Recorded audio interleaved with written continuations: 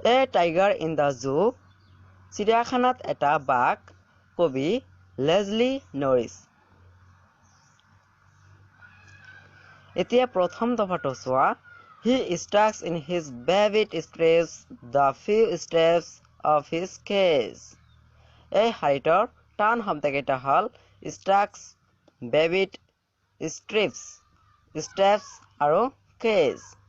Stucks মানে সগৰ্বে খোজ কৰা, velvet মানে স্পষ্ট বা উজ্জ্বল, strips মানে বেলেগ বেলেগ বৰণ বা বাগৰ গাত থকা ৰঙৰ আজ, steps মানে খোজ, cage মানে পিঞ্জৰা। তেওঁ তেওঁৰ বেলেগ বেলেগ বৰণেৰে তেওঁৰ পিঞ্জৰাৰ ভিতৰত কেইখোজমান খোজ কাঢ়িছে। On patch of velvet quiet in his quiet race. এই শাৰীটোৰ টান শব্দকেইটা হ'ল patch, velvet, quiet আৰু race. patch মানে গাদি বা কুকুৰ মেকুৰীৰ ভৰিত তোলোৱা, velvet মানে এবিধ মিহি বা কোমল কাপোৰ আৰু quiet মানে শান্ত আৰু race মানে খং। তেনেহ'লে এইটোৰ অসমীয়া ভাঙনি কেনেকুৱা হ'ব? কোমল গাদিৰ ওপৰত শান্তভাৱে তেওঁৰ শান্ত খঙেৰে খোজ কাঢ়িছে। তাৰ পিছত দফাটো চোৱা He should be lurking in shadow, sliding through long grass near the water hole where plump deer pass. এই দফাটোৰ টান শব্দকেইটা হ'ল lurking. lurking মানে লুকাই থকা, shadow মানে ছাঁ, sliding মানে চুচুৰি যোৱা বা পিছলি যোৱা, long grass মানে দীঘল দীঘল ঘাঁহ, near মানে ওচৰত, water hole মানে পানী দিয়া ঠাই বা পানী থকা ঠাই বা জলাশয়, plump মানে শকত বা হঠাৎ পলাই যোৱা, deer মানে হৰিণ, pass মানে পাৰ হৈ যোৱা। তেনেহ'লে এইটোৰ অসমীয়া ভাঙনি কেনেকুৱা হ'ব? তেওঁ দীঘল দীঘল ঘাঁহ থকা আৰু পানী থকা ঠাইৰ ওচৰৰ ছাঁত লুকাই থাকিব লাগিছিল য'ত শকত হৰিণা পাৰ হৈ যায়। তাৰ পিছত দফাটো চোৱা He should be snarling around houses at the jungle's edge, baring his white fangs, his claws, terrorizing the village. এই দফাটোৰ টান শব্দকেইটা হ'ল snarling মানে গৰ্জন কৰা বা গুজৰি থকা, around মানে চাৰিওফালে, edge মানে কাষত, baring মানে মুকলি কৰা বা খালী কৰা, fangs মানে দাঁত, claws মানে হাতৰা, terrorizing মানে ভয় খুৱাই আৰু village মানেতো গাঁও, তোমালোকে জানাই সেইটোৱে।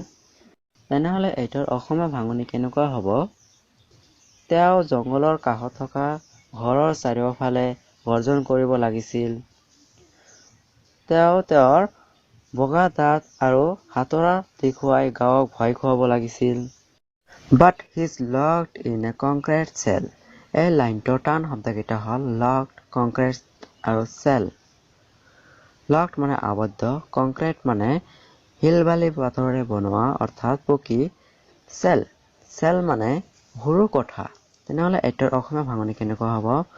কিন্তু তেওঁ এতিয়া এটা সৰু পকী কোঠাৰ ভিতৰত আবদ্ধ। His strength behind bars. এই লাইনটোৰ টান শব্দকেইটা হ'ল strength, behind আৰু bars. strength মানে শক্তি বা বল, behind মানে পিছনে, bars মানে বাধা অৰ্থাৎ বাঘটো যিটো পিঞ্জৰাৰ ভিতৰত বন্দী হৈ আছে তাক যিবিলাক লোহাৰ শিখৰে চাৰিওফালে ঘিৰাই ৰখা হৈছে, সেই লোহাৰ শিখৰে তাক বাধা দিয়া হৈছে যাতে তেওঁ বাহিৰলৈ উলিয়াই আহিব নোৱাৰে, সেই বাধাৰ কথা কোৱা হৈছে ইয়াত। তেনেহ'লে এইটো অসমীয়া ভাঙনি কেনেকুৱা হ'ব? তেওঁৰ শক্তি লোহাৰ শিখৰ পিছনে অৰ্থাৎ পিঞ্জৰাৰ ভিতৰতে সীমিত হৈ আছে।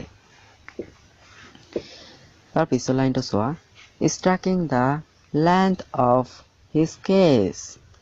এই লাইনটোৰ টান শব্দকেইটা হ'ল ষ্টাকিং। ষ্টাকিং মানে সকলোৰে খোজকাঢ়ি থকা। লেন্থ মানে দিশ বা দৈৰ্ঘ্য আৰু কেছ মানে পিজোৱা, সেইটোতো আগতে কৈছো। তেনেহ'লে এইটোৰ অসমীয়া ভাঙনি কেনেকুৱা হ'ব?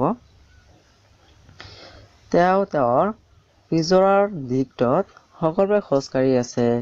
ইগনৰিং হিজ ভিজিটৰ্ছ। ইগনৰিং মানে অৱজ্ঞা কৰা বা অৱহেলা কৰা, আৰু ভিজিটৰ্ছ মানে দৰ্শক বা পৰিদৰ্শক। বাঘটোক যিবিলাক দেখিবলৈ আহিছে সেইবিলাকক নাক কান দিয়া নাই, অৰ্থাৎ অৱজ্ঞা কৰিছে, অৱহেলা কৰিছে। এতিয়া একেবাৰে লাষ্ট দফাটো চোৱা। He hears the last voice at night. Hears মানে শুনিব, last মানে শেষৰ, voice মানে বাচ্য বা মাত, at night মানে ৰাতি। তেওঁ ৰাতি শেষৰ বস্তুটো শুনি পায় the patrolling cars. পেট্ৰলিং মানে পহৰা দিয়া, cars মানে গাড়ী, এইটোতো তোমালোকে জানাই। অৰ্থাৎ he hears the last voice at night the patrolling cars. ইয়াৰ অসমীয়া ভাঙনিটো হ'ব তেওঁ ৰাতি শেষৰ বাচ্যটো পহৰা দিয়া গাড়ীৰ শব্দটো শুনা পায়। And stares with his brilliant eyes at the brilliant stars. এই লাইনটোৰ টান শব্দকেইটা হ'ল stares মানে ৰলাকে চাই থকা বা স্থিৰভাৱে চাই থকা। ব্ৰিলিয়াণ্ট মানে উজ্জ্বল বা বুদ্ধিয় বা মেধাৱী, ইয়াত উজ্জ্বলটো ব্যৱহাৰ হ'ব। আইচ মানে চকু, এইটোতো তোমালোকে জানাই। ব্ৰিলিয়াণ্ট মানে উজ্জ্বল, এইটোতো ক'লৈ। ষ্টাৰ্ছ মানে তৰাবোৰ। তেনেহ'লে এইটোৰ অসমীয়া ভাঙনি কেনেকুৱা হ'ব? তেওঁ অসহায়ভাৱে তেওঁৰ উজ্জ্বল চকুৰে তীব্ৰে থকা তৰাবোৰৰ পিনে ৰলাকে চাই থাকে বা স্থিৰভাৱে চাই থাকে। আজিৰ ভিডিঅ'টো এইখিনিয়ে আছিলে। যদি কিবা বুজাত অসুবিধা পাইছা তেনেহ'লে কমেণ্ট কৰিবা, মই আকৌ বুজাই দিম। Thank U.